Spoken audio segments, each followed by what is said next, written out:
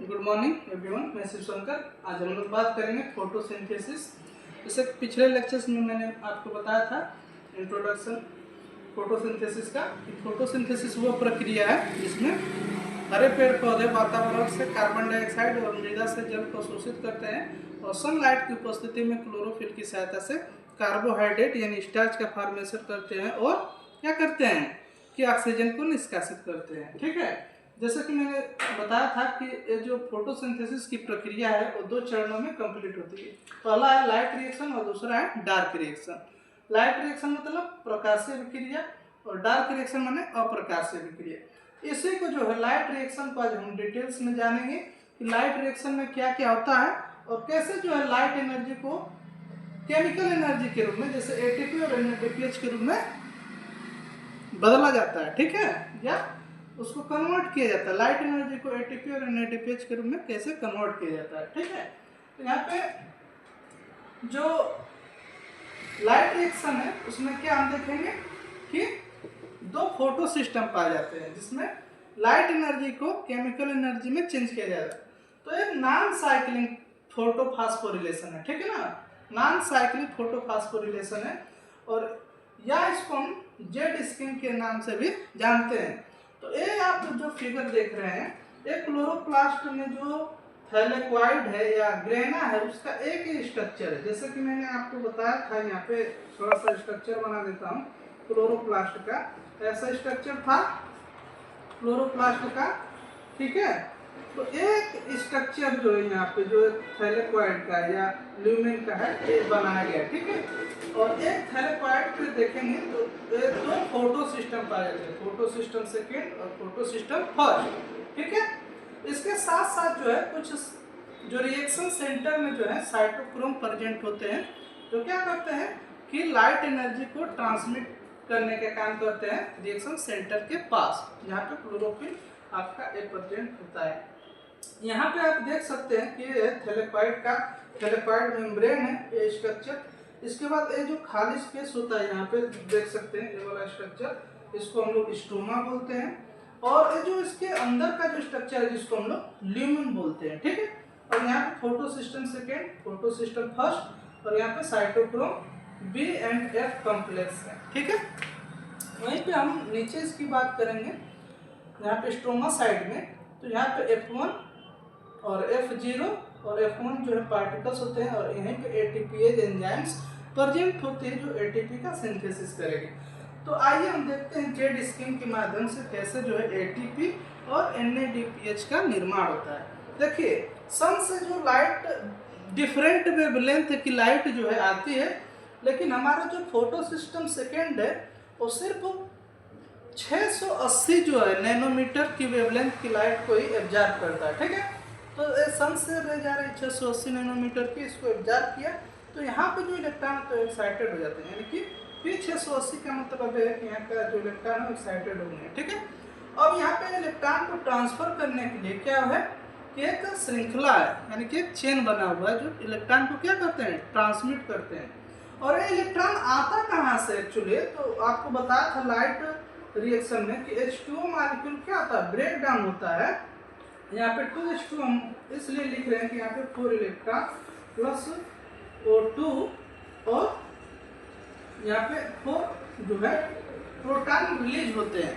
लेकिन एक्चुअली में water molecule अगर देखेंगे आप तो एक वाटर मॉलिक्यूल टूटता है तो 2 ही इलेक्ट्रॉन रिलीज होता है। ठीक है, तो ऐसा प्रक्रिया जो है ये लगातार होता रहता है। तो यहाँ पे जो दिखाया गया है वो लाइट रिएक्शन में जो इलेक्ट्रॉन का फ्लो कैसे हो रहा है उसको जो है हम जेड स्किन के द्वारा से समझ रहे हैं।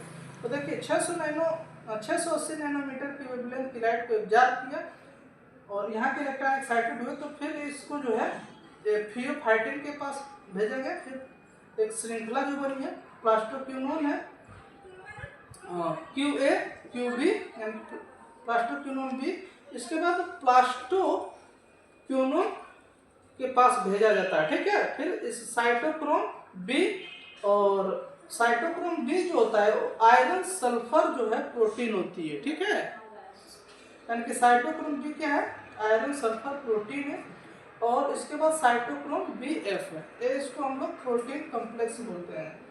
साइटोक्रोम कॉम्प्लेक्स के नाम से जानते हैं।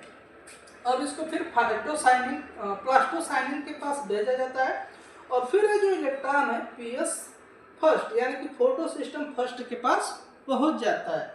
और फोटो सिस्टम जो फर्स्ट है वो जो होता है, यहाँ पे आप देख सकते हैं, यहाँ पे पीएस सेकेंड था, साइटोक्रोम बी और एफ वाला कॉम्प्लेक्स था जो पूल का काम करता है, और इलेक्ट्रॉन को पीएस फर्स्ट के पास भेज दिया। तो पीएस फर्स्ट जो होता है वो 700 नैनोमीटर की वेवलेंथ की लाइट को सन से एब्जॉर्ब करता है। ठीक है, तो यहाँ पे भी देख सकते हैं आप कि रिएक्शन सेंटर होते हैं और यहाँ से इलेक्ट्रॉन को एब्जॉर्ब करता है तो ये भी एक्साइटेड हो जाता है। ठीक है, एक्साइटेड अवस्था में आता है और फिर इसको ट्रांसफर करता है आयरन सल्फर प्रोटीन के पास और फेरेडॉक्सिन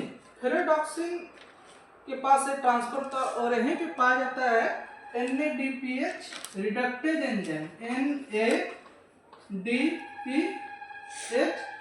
रिडक्टेज एंजाइम यहाँ पे प्रेजेंट रहती है। रिडक्टेज एंजाइम जो क्या करती है, NADP जो पॉजिटिव उसका रिडक्शन यानी कि हाइड्रोजन को ऐड करती है और इस प्रकार से NADPH का निर्माण होता है।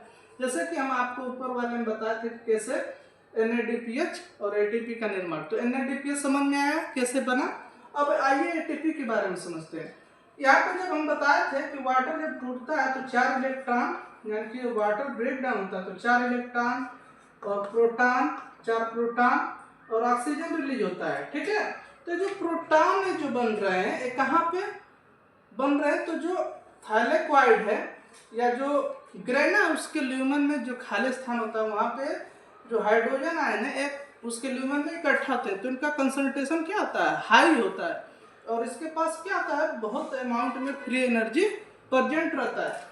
तो यहाँ पे जो F1 और F0 आप देख रहे हैं पार्टिकल्स जैसे कि माइटोकॉन्ड्रिया में होता है। ठीक है, वैसे सेम यहाँ पे भी होता है और ये क्या करते हैं कि ADP जो स्ट्रोमा में प्रेजेंट होता है ADP वो क्या करते हैं, इस फ्री एनर्जी को प्रोटॉन के जो होता है इसका ट्रांसफ्यूजन होता है इस ल्यूमन से ट्रांसमेम्ब्रेन के द्वारा और यहीं पे पाया जाता है ATPase synthase, ATP synthase enzyme जो क्या करता है ATP को ATP में कन्वर्ट करता है।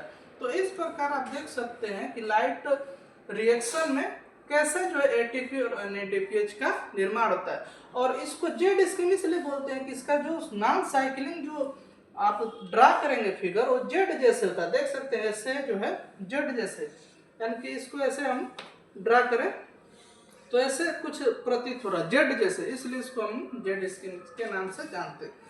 तो ये था लाइट रिएक्शन में नॉन साइक्लिंग जो फोटो फास्फोरिलेशन है या जिसको जेड स्क्रीन कहते हैं। आई होप आप वीडियो पसंद आएगा। धन्यवाद।